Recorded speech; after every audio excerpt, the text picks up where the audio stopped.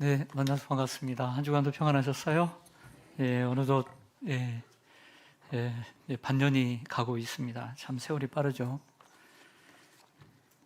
우리가 성령 충만할 때 주의 뜻을 분별하게 되고, 그리고 세월을 아끼면서 살게 되는 지혜로운 삶을 살게 된다고 에베소서 5장이 말씀하고 있어요. 그래서 우리가 성령 충만하지 않으면 주의 뜻이 무엇인지 모르고 그냥 살아가는 거죠. 그러면 어리석게 살게 되는 것입니다. 성령 충만하시길 바랍니다. 오늘은 제가 요즘에 한 설교 중에 가장 중요하게 생각하는 주제를 가지고 오늘 설교를 하려고 합니다. 오늘의 주제는 거듭남, 다시 태어남, born again, born us, born reborn 이라는 것입니다. 이건 중생이라고도 하는데요. 오늘 여러분들 끝나고 뭘 먹을까 이런 생각 하지 마시고, 우리 주일학교 선생님들 많은데 오늘 애들 누가 나올까 걱정되겠지만 오늘 애들 만나서 어떻게 할까 그 생각 좀 잠시 접어두시고, 오늘 끝나고 전도를 어떻게 할까 그런 생각도 접어두시고, 좀 여러분들 잡다한 시간 생각들 내려놓으시기 바랍니다. 오늘 그냥 어젯밤에 잠이 와가지고 잠을 못 잤는데, 모기 때문에 잠을 못 잤는데 어떻게 하지 그런 생각하다가 오늘 설교 놓치지 말고 오늘 저녁에 주무시면 되는 거예요. 맨날 자는 잠, 그 잠 때문에 걱정하지 말고. 할렐루야. 여러분, 오늘 두 가지 질문으로 시작합니다. 여러분은 거듭나셨습니까? 쉽게 아멘 하는데, 그렇다면 거듭나셨다면 그 증거는 무엇입니까? 그 증거는 무엇입니까? 거기에 대한 두 가지 질문에 대한 이야기를 오늘 나누려고 합니다. 먼저 오늘 요한복음 3장에 나오는 한밤중에 예수님을 찾아온 니고데모라고 하는 사람은 1절에 보면 두 가지로 설명을 하고 있습니다. 그는 먼저는 바리새인이었다. 그리고 두 번째는 유대인의 지도자였다라고 설명을 합니다. 좀 더 글을 파헤쳐 보면 니고데모는 산헤드린 공회의 회원이었고 높은 지위를 가지고 있었기 때문에 그는 아마도 부자였을 것입니다. 그는 바리새인이죠. 바리새인들은 율법을 정말 글자 그대로 다 지키는 사람들입니다. 없는 것까지도 만들어서 지키는 사람들이죠. 그러다 보니까 윤리적으로 도덕적으로 깨끗했을 것입니다. 또한 종교적으로도 거의 완벽한 삶을 살았을 것입니다. 누구에게도 피해를 주지 않고 살아왔고 하나님에 대해 열심히, 정말 특심이었던 사람이 바로 니고데모였을 거예요. 그런데 이러한 니고데모가 사회적인 지위도 없고 그리고 정규적인 교육도 받지 않은 예수님께 찾아와서, 그것도 한밤중에, 그리고 정중하게 랍비라고 부르면서, 선생님하고 부르면서 찾아온 걸 보면 참으로 오픈 마인드, 열린 마음을 가지고 있는 겸손한 사람임을 알 수 있습니다. 이처럼 니고데모는 사회적인 지위도 높고 물질적으로도 부유하고요, 도덕적으로 참 깨끗하고 착하고, 그리고 종교적으로도 열심히 있고 인간적으로까지 매력 있는 참으로 겸손한 사람이었습니다. 이런 사람을 쉽게 얘기하면 모범적인 사람, 착한 사람, 여러분들과 같은 사람, 세상에서 난 참 착하게 살았다라고 생각되는 그러한 사람의 모델입니다. 그런데 예수님은 한밤중에 찾아온 이러한 니고데모에게 뭐라고 얘기하시냐면, 사람이 거듭나지 아니하면 하나님 나라를 볼 수 없다라고 말씀하십니다. 자, 여기서 거듭난다는 의미는 내가 니고데모야, 넌 더 도덕적이어야 되고 더 윤리적이어야 되고 더 종교적이어야 한다는 말이 아닙니다. 도리어 너의 그 도덕적이고 윤리적이고 종교적인 것과 맞서야 한다라고 말하고 있는 것입니다. 다시 말해서 예수님은 니고데모에게 네가 아무리 그렇게 도덕적으로 살고 윤리적으로 깨끗하고 그 종교적인 열심을 가지고 있어도 너는 반드시 거듭나야만이 너는 하나님 나라를 볼 수 있다, 이런 뜻이에요. 이해가 되세요? 예수님은 니고데모에게 너는 참 너무나 깨끗하게 살았구나, 너는 너무 착해, 너는 행실이 올바르구나, 참 너는 매너 있어, 너는 핸섬하구나, 너는 사람들에게 참 모범적이구나, 열심히 있구나, 너는 그래서 하늘나님 나라에 정말 거의 다 가까이 왔구나, 조금만 더 노력하면 하나님 나라에 꼴이 나겠구나, 이렇게 말씀하는 게 아니에요. 다시 얘기하면 너는 반드시 다시 태어나야 된다는 것이죠. 거듭나지 않으면 하나님 나라를 너는 볼 수 없고 들어갈 수 없다라고 말씀하십니다. 다시 얘기해서 더 정확한 건 이겁니다. 네가 유대인의 지도자로서 사회적인 신분이 높다고, 그리고 윤리적이고 도덕적이고 깨끗하다고, 그리고 종교적인 열심으로 바리새인처럼 네가 바리새인이기 때문에 네가 종교적인 열심을 다한 것 아무 소용없어, 거듭나야만 해, 이렇게 얘기를 하는 거예요. 그러니까 이것을 듣는 바리새인인 니고데모, 유대인의 지도자인 니고데모는 놀랄 수밖에 없었던 것입니다. 여러분, 복음이 무엇인지 아십니까? 복된 소리, 이 기쁜 소식, 굿뉴스, 이 복음이 무엇입니까? 아무리 선하고 아무리 착하게 잘 살았다 하더라도 반드시 거듭나야 한다는 것이 복음입니다. 자, 이 말은 아무리 엉망이고 형편없는 삶을 살았다 할지라도 다시 태어날 수 있다는 말입니다. 이게 복음입니다. 다시 태어나는 것은 착하게 살고 열심히 살아서 되는 것이 아니라는 것입니다. 이게 복음입니다. 자, 여기까지 말씀을 들었습니다. 그럼 다시 한번 대답해 주시기 바랍니다. 마음속으로. 여러분은 진정 거듭나셨습니까? 여러분 진정 거듭나셨습니까? 거듭나지 않고는 구원받을 수 없습니다. 오늘 중요한 구절인 3절을 화면을 통해서 같이 한번 읽어보겠습니다. 3절을 같이 읽습니다. 시작. 예수께서 대답하여 이르시되 진실로 진실로 내게 이르노니 사람이 거듭나지 아니하면 하나님의 나라를 볼 수 없느니라. 아멘. 성도 여러분, 여기에 저는 어떤 단어의 밑줄, 어떤 단어의 다른 색을 썼죠? 거듭나지 아니하면. 이것을 문법적으로, 국어적으로 얘기하면 이것을 필수 조건이라고 얘기합니다. 우리가 뭔가를 바랄 때 그 바라는 것을 이루기 위해서 꼭 필요한 조건, 그것이 바로 필수 조건이라는 거죠. 우리가 거듭나기 위해서, 즉 하나님 나라에 들어가기 위해서, 구원 얻기 위해서 필수 조건이 무엇인가? 거듭나야 된다는 얘기를 해주고 있는 것입니다. 여러분, 불이 타려면 뭐가 필요합니까? 산소가 필요합니다. 불이 타려면 산소가 필요합니다. 이러한 산소를 가리켜 필수 조건, 절대 조건이라고 얘기합니다. 마찬가지로 우리가 구원 얻으려면 반드시 있어야 하는 조건이 있습니다. 그것이 거듭남입니다. 다시 태어나는 것입니다. 리버스, 다시 본 어게인 해야 합니다. 구원의 절대 조건, 필수 조건, 그것은 거듭남입니다.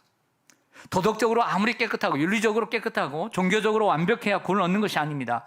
니고데모는 그렇게 생각하고 하나님을 믿었던 사람입니다. 그래서 예수님의 그 파격적인 말씀에 충격을 받을 수밖에 없었던 것입니다. 교단마다 구원의 과정이 조금씩 달라요. 근데 우리 전사님들이나 우리 목사님들은 우리 다 총신축이기 때문에 총신에서 우리 강도사고시를 이렇게 다 볼 때 구원의 서정을 이렇게 배우게 됩니다. 어떤 교파. 근데 우리 교파는 이겁니다. 우리는 소중회신 칭수 성경영입니다. 9가지 단계입니다. 그 가운데 우리 중생이라는 것은 몇 번째 있냐면 2번째 있어요. 소명, 하나님이 우리를 부르셨다. 그리고 난 다음에 바로 중생이에요. 그리고 난 다음에 회개가 일어나고 신앙입니다. 내가 회개하고 신앙하는 것은 중생 이후인 거예요. 중생은 우리의 믿음보다 앞서는 것입니다. 우리가 이 신학을 배웠으면 우리가 이것을 깨달아야 되는 거죠. 중생이 아무렇게나 앞에 있는 게 아닙니다. 중생은 우리가 뭘 해서 얻어지는 것이 아니라는 것입니다. 여러분에게 말하고 싶습니다.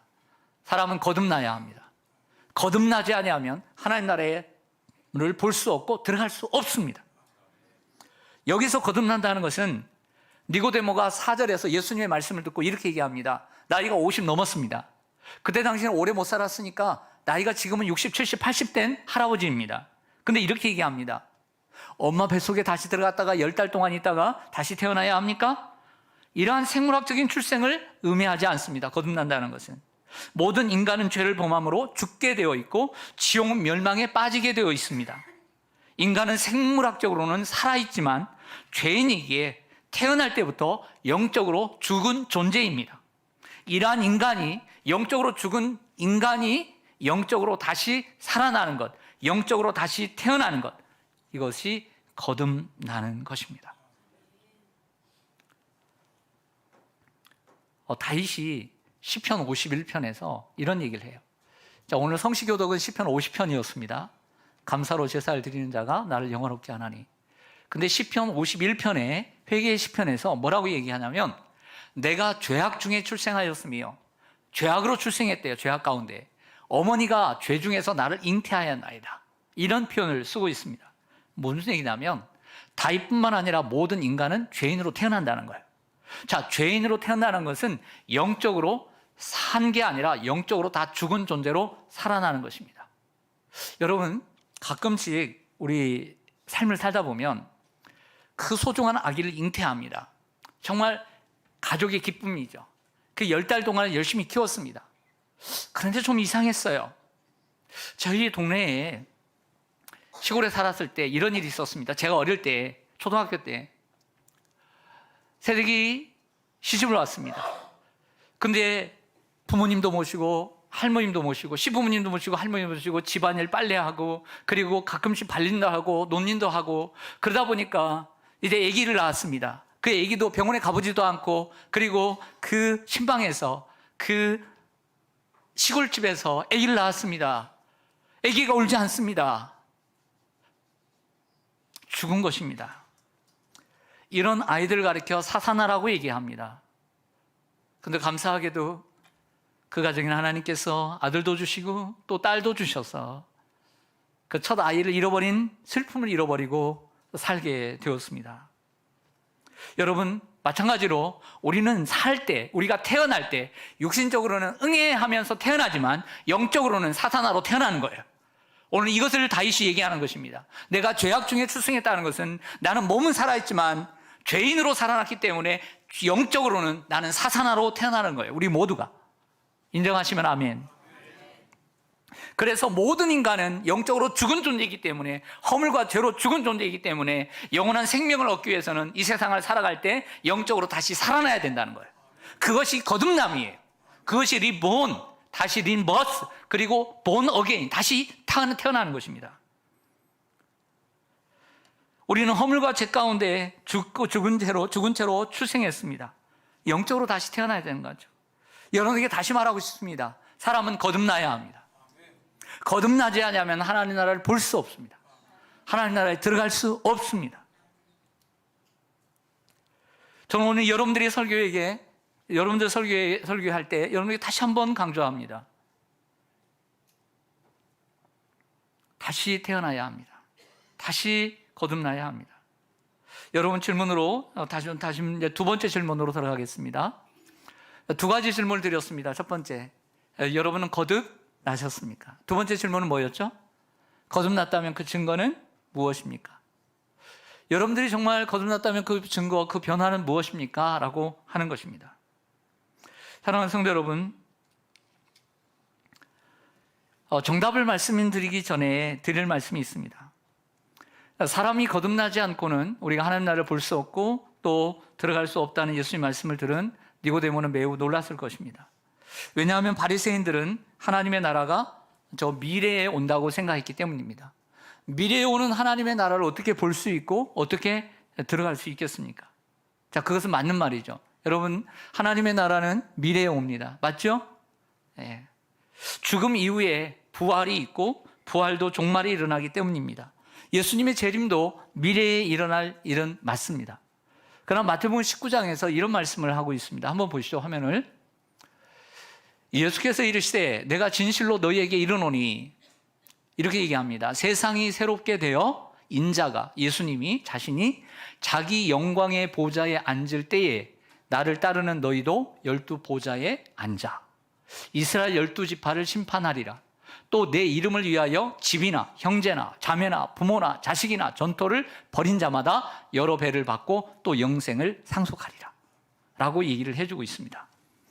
여러분, 여기에 보면 세상이 새롭게 되어 라고 하는 단어가 있습니다. 세상이 언제 새롭게 되죠? 종말에 새롭게 됩니다. 마지막 때에 새롭게 됩니다. 그래서 요한계시록 보면 새 하늘과 새 땅이 내려오면서 지금 있는 땅과 그리고 지금 있는 하늘이 사라진다고 얘기를 하고 있습니다. 만물이 새롭게 된다고 했습니다. 마지막 때에 일어나는 이례적인 단회적인 사건입니다. 예수님이 재림하시면 세상이 새롭게 됩니다. 그리고 마지막 부분에 있는 것처럼 우리가 영생을 상속하게 되죠. 예수님의 이러한 재림과 함께 하나님의 나라가 도래하면 다시는 사망이 없고 애통하는 것이나 곡하는 것이나 그리고 아픈 것이 다시 있지 아니하고 세상이 새롭게 될 줄로 믿습니다. 그런데 여러분, 우리에게 이러한 기쁨과 함께 아픔이 있습니다. 어떤 아픔이 있냐면 우리가 그토록 사랑하는 부모님, 사랑하는 아내와 남편, 사랑하는 자식들, 사랑하는 형제들, 그리고 사랑하는 친척들, 좀 멀지만, 그리고 우리가 주위에 매일 만나는 우리의 이웃들에게 정말 천국이 있다고, 천국은 반드시 있다고 이웃들에게 전도를 간절히 하지만 그들이 믿지 않는 것입니다. 이것이 우리의 아픔입니다. 그들이 믿지 않는 이유 가운데 가장 큰 이유는 무엇입니까? 천국 못 봤다는 것입니다. 이 모든 것이 미래에 일어날 일이라는 것입니다. 지금 아픈 것도 아니고, 내가 지금 죽는 것도 아니고, 내가 지금 심판받는 것도 아니고, 가봐야 하는데 하나님 본 적이 있느냐? 이런 것입니다. 믿지 않기 때문에 그들은 거듭나지 않는 것입니다. 이 땅에서 거듭나지 않기 때문에 그들은 천국에 들어갈 수 없는 것입니다. 이 땅에서 거듭나지 않고는 천국에 들어갈 수가 없는 것입니다. 그러나 여러분, 하나님의 나라는 예수님이 재림하거나 우리가 죽어야 들어가지만 그 하나님의 나라는 이 땅에서 얻어야만이 들어갈 수 있는 곳입니다. 할렐루야. 자, 디도서 3장 5절에서 7절을 보겠습니다. 디도서 3장, 수요 예배 가운데 안 나오신 분들이 대부분이지만 디도서, 디모데전서, 디도서 이제 강해를 다 끝났습니다. 이제 빌레몬서 이번 주에 시작하는데, 디도서 3장을 보면 이런 말씀이 있어요. 우리를 구원하시되 우리가 행한 바 의로운 행위로 말미암지 아니하고 오직 그의 긍휼하심을 따라 중생의 씻음과 성령의 새롭게 하심으로 하셨나니, 우리 구주 예수 그리스도로 말미암아 우리에게 성령을 풍성히 부어주사 우리로 그의 은혜를 힘입어 의롭다 하심을 얻어 영생의 소망을 따라 상속자가 되게 하려 하심이라. 이렇게 얘기를 해주고 있습니다. 자, 바울이 말하는 것은 이것입니다. 세상이 새롭게 되는 것은 미래 일입니다. 분명히 미래 일이죠. 예수님이 오셔야 세상이 새롭게 됩니다. 새하늘과 새 땅이 이루어지죠. 하지만 중생의 씻음과 그리고 성령의 새롭게 하심으로 이 땅에서 새롭게 됨을 경험해야 한다는 것입니다. 그래야만이 그 하나님 나라에 들어갈 수 있는 것입니다. 우리가 거듭 태어나는 것은, 보세요, 우리를 구원한다. 구원한다는 말은 거듭 태어난다는 거죠. 우리가 행한 바 의로운 행위로 말미암지 아니하고 오직 원웨이, 오직 한 길이라는 겁니다. 하나님의 긍휼하심을 따라 우리가 중생의 씻음, 거듭나야 된다는 거예요. 성령이 우리를 새롭게 하심으로, 같은 말입니다. 그리고 우리에게 성령을 풍성히 부어주사, 이것은 해설입니다. 앞에 있는 것을 해설해 주는 거예요. 그래서 우리로 그의 은혜를 힘입어, 이 은혜를 힘입다는 것은 무엇입니까? 앞에 있는 의로운 행위로 말미암지 아니하고의 동의어입니다. 의로운 행위로 말미암지 아니하니 우리는 은혜를 힘입어 의롭다 하심을 얻어 영생의 소망을 따라 상속자가 되게 하려 하심이라. 이렇게 말하고 있는 거죠. 그리고 바울의 말에 따르면 우리가 중생, 거듭날 때 성령의 새롭게 하심이 있었고, 다시 설명하기를 성령이 풍성히 우리에게 부어진 줄 믿습니다. 다시 얘기해서 성령 하나님은요, 우리가 거듭날 때 일하셨다는 거예요. 우리가 거듭날 때 성령으로 거듭나야만이 될 줄로 믿습니다. 그래서 오늘 말씀 보면 물과 성령으로 거듭나지 아니하면 성령이 함께해야 거듭날 수 있는 것입니다. 8절에도 보면 바람이 임으로 불매 이리 어디서 와서 어디로 가는지 알지 못하나나 성령으로 난 사람은 다 이러하니라. 눈을 뜨세요. 눈을 뜨세요. 날 보세요. 여러분들이 오늘 예배에 집중하지 못하고 다른 데 가서 설교하고 다른 데 가서 애들 가르치고, 그게 옳은 게 아니에요. 예배를 잘 듣고 남의 얘기를 잘 듣고 그리고 남에게 잘 전할 수 있는 사람이 모범적인 사람인 거예요. 사랑하는 여러분, 다시 말하고 싶어요. 사람은 거듭나야 합니다. 사람은 거듭나야 해요. 성령으로 거듭나지 않으면 하나님의 나라를 볼 수 없고 들어갈 수 없습니다. 다시 한번 여러분들에게 질문 드립니다. 여러분들 거듭나셨습니까? 정말 거듭났다고 생각하세요? 자, 그렇다면 그 거듭남의 증거, 어떠한 변화가 있는지 한번 생각해 보면서 여러분들의 거듭남을 확인해 보겠습니다. 거듭남의 변화를 이렇게 설명하고 싶어요. 자녀들의 태어남을 통해서 오늘 생각해 보겠습니다. 우리가 인간이 태어나면서 나타나는 현상처럼 영적으로 태어났을 때, 다시 났을 때, 거듭났을 때 우리의 현상, 첫 번째는 감각입니다. 센스. 여러분들 가정에 아기가 언제 태어났습니까? 저희 집에는 25년 전에 태어났습니다. 하도 오래돼가지고 지금은 애가 너무 커가지고 기억이 안 나서 이런 마음이 듭니다. 아기 보고 싶다. 얼른 아기 보고 싶다. 이런 생각을 합니다. 여러분 최근에 이렇게 아기가 태어나면 얼마나 반갑습니까? 손주가 태어나거나 자녀가 태어날 때 얼마나 반갑습니까? 요즘처럼 아기가 적은 시절에 아기가 정말 많았으면 좋겠다 이런 생각하지 않습니까? 자, 아기가 태어납니다. 아기가 태어나면 감각을 갖게 됩니다. 모든 생물은 태어나면 감각을 놓습니다. 아기가 세상에 태어날 때 새로운 감각을 가지고 태어납니다. 그것이 무엇입니까? 보는 것입니다. 무엇입니까? 듣는 것입니다. 아기야, 까꿍! 눈 감다, 뜨죠? 듣는 거죠. 나 보여? 3개월인가 6개월 되면 모빌이 다르잖아요. 모빌이 처음부터는 흑백으로 보인답니다. 칼라는 3개월이나 6개월 지나서나 칼라로 보인대요, 아이들이. 그러나 흑백으로 보이지만 봅니다. 아빠 보여? 내가 아빠야. 이렇게 해야죠. 여러분, 감각이 무엇입니까? 보는 것입니다. 그리고 듣는 것입니다. 여러분, 영적으로 죽은 사람이 나이가 50이 돼도 거듭나야만이 보는 것입니다. 무엇을요? 하나님의 나라를. 하나님의 나라를 듣는 것입니다. 들리지 않던 거룩한 진리가 들려지는 것입니다. 이것이 거듭남의 특징인 것입니다. 오늘 이 시간에 있어도 매일 예배를 드려도 오늘 거듭나지 않은 사람은 저 사람 지금 앞에서 뭐 하는 거야? 이렇게 살살 얘기하지. 여러분 때문에 내가 이렇게 살살 얘기를 못하는 거예요, 지금. 그 사실도 모르고 왜 이렇게 목소리를 크게 하느냐고 말하는 것이죠. 여러분들 때문에 내가 목소리를 크게 하는 거예요. 거듭나지 않았기 때문에, 들리지 않는 사람들 때문에 좀 들으라고. 여러분들만큼 제가 밥을 더 먹겠습니까? 많이 안 먹습니다. 근데 무슨 힘이 있겠습니까? 여러분을 들으라고 지금 하는 것입니다. 거듭나라고 듣는 것입니다.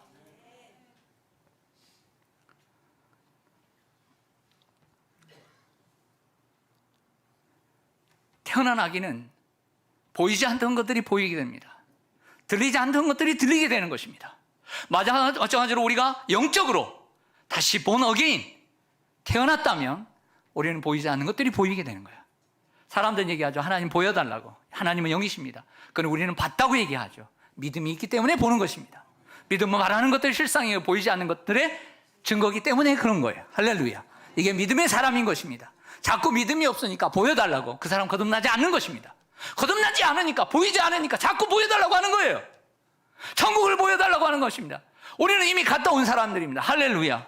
이게 거듭난 사람의 특징이라는 거예요. 믿음이 없으니까 자꾸 보여달라고 하는 것입니다. 이번 주 우리 교단 신문인 기독신문에 보니까 올해 우리 강도사 그 고시에 326명이 합격을 했습니다. 강도사는 신학대학원 3년을 졸업하고 목사가 되기 전에 거쳐야 하는 시험입니다. 이번 강도사 고시의 합격률은 78.7%였습니다. 22%가 떨어졌습니다. 학교 들어갈 때도 떨어지는데 강도사 고시에도 떨어져가지고 강도사를 못하는 경우도 있습니다. 그래서 졸업을 하게 되면 졸업하는 달 2월 달에 논문, 주예, 설교 3가지를 총회에 제출합니다. 거기에서 하나 떨어지면 못 보는 거예요. 그리고 6월 달에 3가지 시험을 봅니다. 필기시험, 조직신학, 교회사, 교회 정치 3과목을 보고 거기 60점 이상을 다 받아야 됩니다. 한 과목이라도 과락이 되면 내년에 또 봐야 됩니다. 자, 면접을 그 다음에 보게 됩니다. 저도 면접을 봤던 기억이 납니다. 자, 우리 교단의 이야기는 아니고요. 미국의 이야기인데, 여러 좀 어르신 목사님들이 이 개척할 후보자들을 면접을 해서 그 개척을 돕기 위해서 면접을 보고 있었습니다. 근데 이분들이 자기의 성장한 과정을 다 얘기하는데 공통적으로 이구동성으로 자기가 성장한 교회에서는 복음을 들어본 적이 없다고 얘기를 하더라는 거예요. 놀라운 일이 아닙니까? 자기가 성장한 교회에서는 복음을 들어본 적이 없다. 그러다가 이런저런 일을 겪으면서 대학에 들어가서 내가 어떤 수련회, 어떤 경험을 통해서 인격적으로 주님을 만나게 되었다. 거듭나게 되었다. 이렇게 얘기를 하더라는 거예요. 자, 그러다가 면접이 진행되다가 쉬는 타임에 연장자 되시는 어느 목사님이 이렇게 얘기하더랍니다. 여러분, 목사님, 우리가 명심할 것이 있습니다. 저들의 말이 사실이라면 저들은 복음을 전하지 않는 끔찍한 교회를 다녔다는 것입니다. 끔찍한 얘기죠. 그리고는 자기 이야기를 꺼내더랍니다. 나는요, 교회 안에서 자랐고 목회자가 되려고 신학교에 가서 강의를 들었습니다. 그런데 사실 거기까지는 거듭나지 않았습니다. 군대에 가게 되었습니다. 그 군대에 가서 군목에게 복음을 듣고 거듭나게 되었습니다. 좋은 사람이 되거나 교회에 나간다고 정말 구원받는 게 아니라 은혜와 믿음과 그리스도로만 구원받는다는 사실을 깨달았습니다. 그는 평생 크리스찬이 되는 것은 예수님을 내 삶 속에 모시는 걸로 알고 착하게 살려고 더 노력했다고 합니다. 군목에게 제자훈련을 받으면서 거듭난 그가 하루는 제자훈련 중에 군목에게 이렇게 말했다고 합니다. 목사님, 그동안 왜 아무도 나에게 복음을 전해주지 않았을까요? 그리고 왜 마틴 루터도 복음을 이해하지 못했을까요? 이렇게 물었답니다. 그래서 목사님 깜짝 놀랐대요. 군목이. 아니, 마틴 루터도 복음을 이해하지 못했다고? 이게 말이 안 되잖아요. 왜 그러냐라고 했더니 제가 수업을 듣고 그가 쓴 갈라디아서에 관한 책을 읽었는데 그 안에는 복음이 하나도 없었다는 거예요. 그때 군목이 이렇게 얘기했다고 합니다. 이제 가서 자네 이제 거듭났으니 돌아가서 다시 한번 읽어보게. 그렇게 얘기했대요. 그래서 가서 그 갈라디아서 마틴 루터의 책을 다시 읽기 시작합니다. 그리고 그 책 속에는 온전히 모두가 복음이었어요. 할렐루야. 무슨 얘기합니까? 그러면서 그 목사님이 이렇게 말을 맺었다고 합니다. 지금 교회 안에서 성장하는 젊은이들이 많이 있지만 내 설교에서 복음을 듣지 못할 수도 있어요. 거듭나지 않는 한 하나님의 나라를 볼 수 없기 때문입니다. 저는 그런 생각을 했어요. 우리 교회 안의 청년들 중에도 내 말을 복음으로 듣지 않는 청년들이 아직도 있을 수 있겠구나. 왜? 거듭나지 않았기 때문에 들리지 않는 거죠. 성도 여러분, 교회 안에 복음이 없는 것이 아닙니다. 거듭나지 않았기 때문에 보이지 않는 거죠. 들리지 않는 거죠. 그래서 늘 졸리는 거예요. 그 재미가 없는 거예요. 보이지 않는 것을 계속 보고 있어야 되고 들리지 않는 것을 계속 들으려고 하니까 재미가 없고 졸립고 매력이 없는 거예요. 그러나 살아있으면 보이고 들리고 더 알고 싶고 더 깨달아지고 매력 있게 되는 거죠. 할렐루야.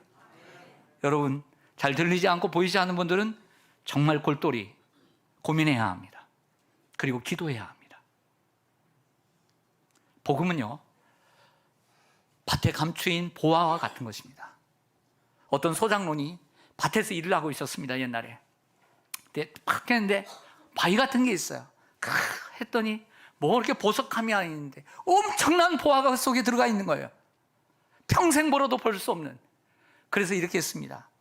야, 내가 지금 내 밭이 내게 논 한마디기도 없지만 내가 내 모든 것들을 다 팔아서 빚을 져서라도 이 밭을 사야 되겠다. 왜? 그 감추인 보화를 가지려고. 그래서 그 밭을 삽니다. 할렐루야.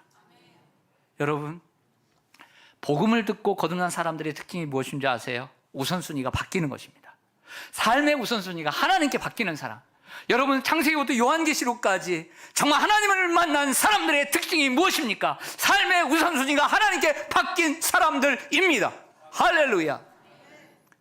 한 몇 년 전에 다문화 가정 가운데 우리 교회에 출석했던 아날린이라고 하는 성도님이 있습니다. 아날린 성도님은 오래전에 필리핀인가 베트남인가 시집와서 거기서 와서 제주도에 살았는데 딸을 둘 낳고 살았는데 너무나 폭력적인 남편을 만나 너무나 살 수 없어서 고통 가운데 이혼을 했습니다. 그래서 남부 여성발센터 그 한쪽에 있는 천주교에서 운영하는 그 2년 동안 거기서 숙식하고 거기서 재능을 배울 수 있는 곳에서 살다가 이제 독립을 하게 되었는데 우리 교회에서 신앙생활 참 잘하셨어요. 그 자녀들이 로즈와 샤론인데 이 로즈라는 애가 갑자기 초등학교를 다니는데 너무 아픈 거예요. 그래서 고대병원에 갔습니다. 그래서 의사 선생님을 저도 만났는데 여자 선생님이었는데 가능성이 없다는 거예요. 그러나 우리 함께 기도하자고. 하나님이 살려주셨어요. 엄마 혼자서 그 딸을 놓지 않은 거예요. 그래서 안타깝게 우리와 헤어져서 다시 제주도로 내려갔습니다. 그 남편과 함께 사는 건 아니고요. 그러다가 가끔씩 연락이 왔어요. 귤을 보내주겠다고. 그 어려운 형편에 무슨 귤을 보내주냐고. 그러나 고마워서 보내주겠다는 얘기 아니겠습니까? 보내주신 적이 있어요. 그래서 어제 저녁에 밤늦게 하는데 그분이 이렇게 우리가 카톡 보면 그 위에 뭐 이렇게 뜨잖아요. 왜 뜨는지 모르지만 거기 있더라고요. 그래서 들어가 봤어요. 그분의 여러 사진 가운데 애들의 사진도 있고 그러면서 그 카톡에 영어로 이렇게 써 있었어요. 하나님께 우선순위를 두고 사는 삶, 그 삶이 행복의 비결이다. 정말 그렇게 어렵게 살아도 하나님께 우선순위를 두고 살아가는 그 아날린이라는 성도를 생각하게 되었습니다. 우리가 거듭났을 때 두 번째 변화는 신분의 변화입니다. 한 아기가 태어나면 내 집에서 우리 가족에서 태어났다고 해서 우리의 아들이 되고 딸이 됩니다. 손주가 됩니다. 그리고 아빠라 부르고 엄마라 부르고 형이라 부르고 그리고 할아버지 할머니라고 부르게 됩니다. 요한복음 1장 12절과 13절에 보면 영접하는 자, 곧 그 이름을 믿는 자들에게는 하나님의 자녀가 되는 권세를 주셨으니 이는 혈통으로나 육정으로나 사람의 뜻으로 나지 아니하고 오직 하나님께로부터 난 자들이니라. 아멘. 우리가 예수님을 구주로 영접하면 우리 하나님의 자녀가 되는 줄로 믿습니다. 영적으로 새롭게 태어나는 순간 우리는 하나님의 자녀라는 선물을 받게 되는 줄로 믿습니다. 부모에게서 태어나면 그 부모의 자녀입니다. 그러므로 우리가 하나님께로부터 태어났으면 하나님의 뭐가 될까요? 자녀가 되는 것입니다. 왕의 자녀로 태어났으면 왕자, 공주가 되는 것입니다. 여러분, 우리가 하나님 나라의 자녀로 태어났으니 하나님 나라의 왕자요 공주인 줄로 믿습니다. 이러한 우리는 신분을 갖게 되는 거예요. 신분, 상속자가 되는 거죠. 자, 우리가 거듭났을 때 세 번째 변화는 삶의 변화입니다. 아주 중요한 내용입니다. 삶의 변화. 여러분은 생각이 안 나겠지만 여러분들이 태어날 때 어떤 노력을 하셨나요? 아기가 여러분들 가정에서 태어날 때 아기가 무슨 노력을 했나요? 노력은 누가 하죠? 엄마가 하죠. 아기를 가지려고 얼마나 노력합니까? 요즘 하도 결혼이 되니까 40살 넘어서 나려고 하니까 안 나잖아요. 안 나죠. 안 가져져. 그래서 얼마나 노력을 합니까? 고통스럽다고 그래요. 고통스럽다고 그래. 노력을 하잖아요. 누가 노력해요? 엄마가 노력하는, 아빠가 노력하고 가족이 노력하는 겁니다. 아기가 노력하는 거 하나도 없습니다.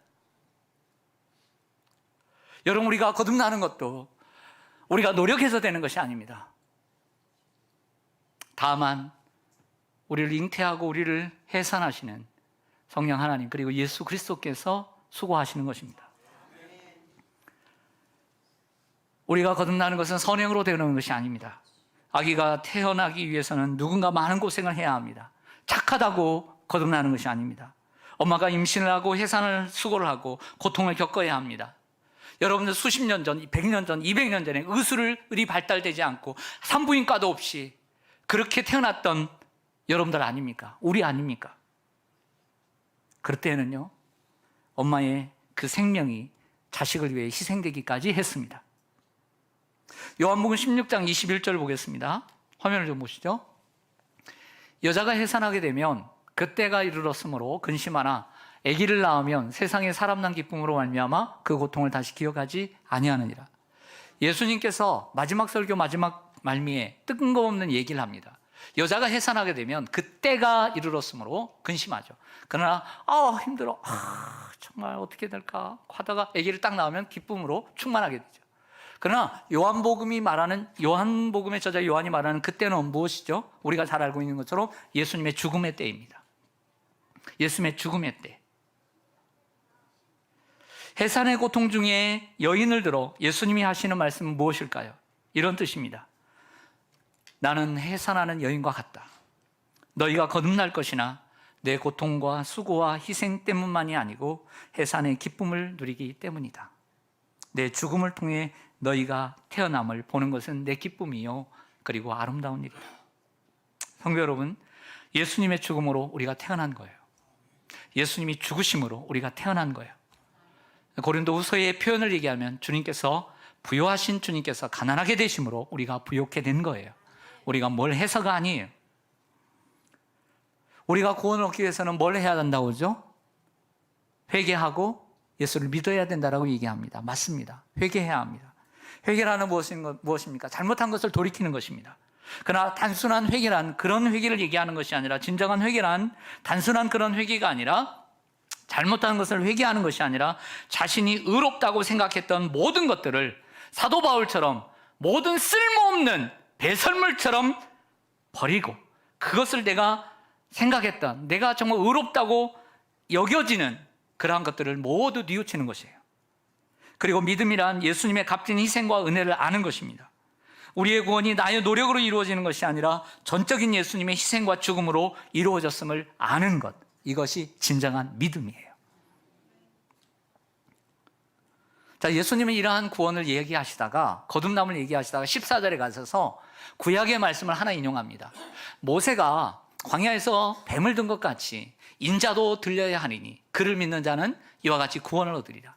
민수기 21장에 보면 광야길을 가는 이스라엘 백성들이 하나님께 너무 모세에게 너무 원망을 하는 거예요. 그 원망은 성경은 죄라고 얘기해요. 그래서 하나님께서 어떤 벌을 내리시냐면 숲속에서 뱀들을, 독사들을 보내가지고 그들을 다 물어버려요. 그냥 많은 사람이 죽었어요. 그때 모세는 어느 때처럼 기도하죠. 하나님 용서해 주세요. 저 알지 못해서 그래요. 그때 하나님께서 어떤 해결책을 주십니까? 저 뱀의 모양으로 노수로 된, 구리로 된 노뱀을 만들어라. 그리고 장대를 달아서 저 높이에서 사람들이 다 보게 해라. 그래서 그 물려 죽어가는 사람도 그 노뱀을 보면 살리라. 이렇게 했습니다. 여러분들, 뱀에 물렸습니다. 뱀 속에 있는 독은 죄를 가리키는 것입니다. 우리가 예수를 믿기 위해서 뭘 하는 것이 아닙니다. 십자가에 달리신 예수를 바라보는 것입니다. 예수님은 이렇게 설명을 하고 있어요. 너희들이 뭘 해서 구원을 얻는 것이 아니라 뱀의 그 노뱀이 달린 노뱀을 바라보고 사는 것처럼 예수를 바라보면 사는 것이다. 이렇게 예수님은 설명을 하고 있는 것이죠. 여러분, 우리가 거듭났다는 것을 어떻게 알 수 있을까요? 삶의 변화를 통해 알 수 있습니다. 우리가 구원받았다면 삶의 변화가 반드시 이루어져야 합니다. 그렇다고 해서 우리가 완전히 변화되고 한꺼번에 공자가 되고, 가장 인간적인, 예수님 다음으로 가장 인간적인 사람이 누구입니까? 공자입니다. 그러나 오진 공자처럼 변하지는 않습니다.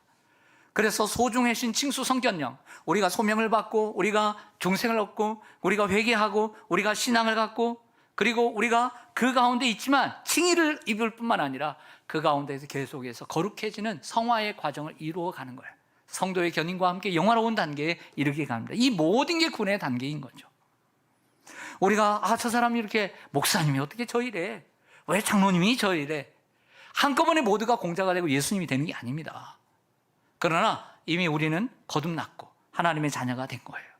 그리고 그렇게 거룩하게 되어가는 과정 가운데 우리가 두리고 떨림으로 구원을 이루어가야 될 줄로 믿습니다. 사람을 보고 실망할 필요는 없습니다.